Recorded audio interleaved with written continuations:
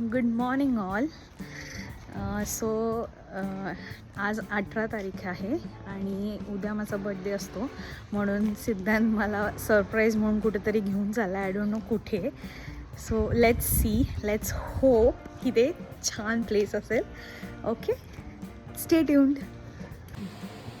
So मी एक दीपूच्या बड्डेसाठी सरप्राईज प्लॅन केला आहे. लेट्स सी, लेट्स होप दीपूला ते आवडेल. ना कुठे चालली? टाटा करती. Bye say bye say bye. आणि गाडी चालवती तू? दाखव, गाडी चालवून दाखव. So let's go. Bye, stay tune.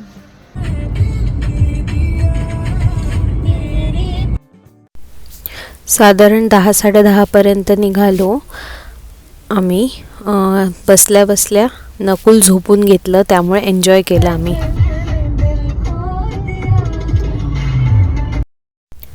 So 3 तासाचा प्रवास करून आम्ही आता डेस्टिनेशनला पोचणार आहे. मेन जो आंबोळीचा घाट आहे त्याच्या अलीकडं लेफ्ट घेतल्यानंतर हा रिसॉर्ट आतमध्ये आहे. सो नाव आहे डार्क फॉरेस्ट रिट्रीट, जे जस्ट आंबोळी घाटाच्या अलीकडे लेफ्ट टर्न घेतला की आतमध्ये एक 4-5 किलोमीटर आहे. सो हे आहे आमचं resort for next 2 days. कोल्हापूरपासून 127 kilometres आहे. 3 तास लागले आम्हाला यायला.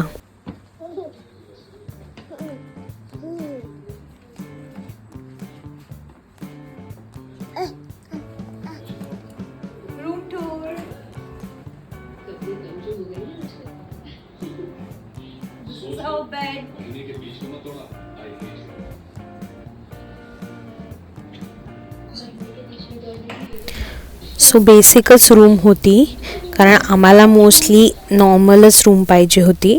त्यानंतर जेवायला गेलो. पास्ता आणि शेजवान नूडल्स मागवल्या, ज्या एकदम पथॅटिक होत्या. एवढे खास टेस्ट नव्हती, पण कसं तरी खाल्लं आणि त्यानंतर स्विमिंगला निघालो.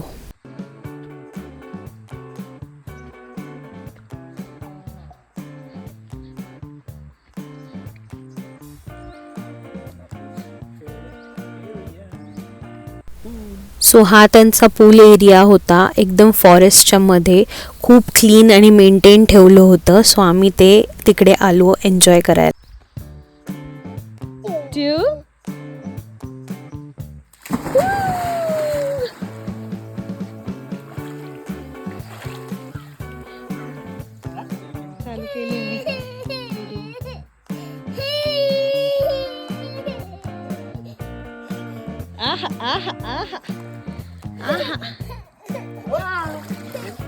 नकुल, तू फर्स्ट टाइम पण इतका रडला नव्हतास.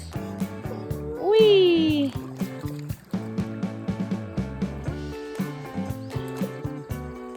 उई.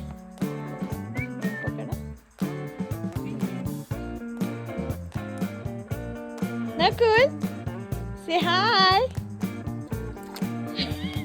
बाय नकुल. नकुल, ओ बाय. आम्ही दुपारी ॲक्च्युली गेलेलो स्विमिंगला, पण ऊन नसल्यामुळे पाणी खूप थंड होतं, म्हणून नकुल रडत होता.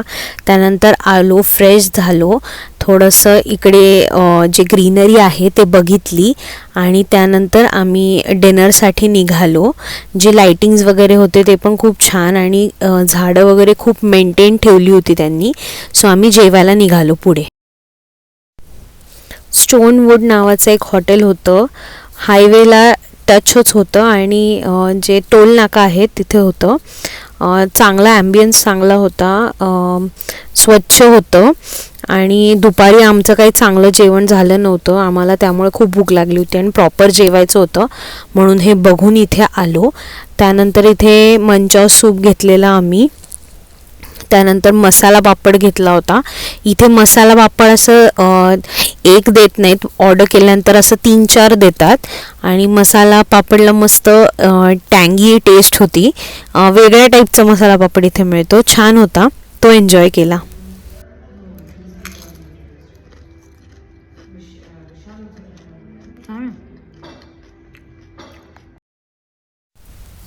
पनीर कढाई घेतली, लच्छा पराठा घेतला आणि संपवलं जेवण आणि निघालो परत फॉरेस्टकडे जाय.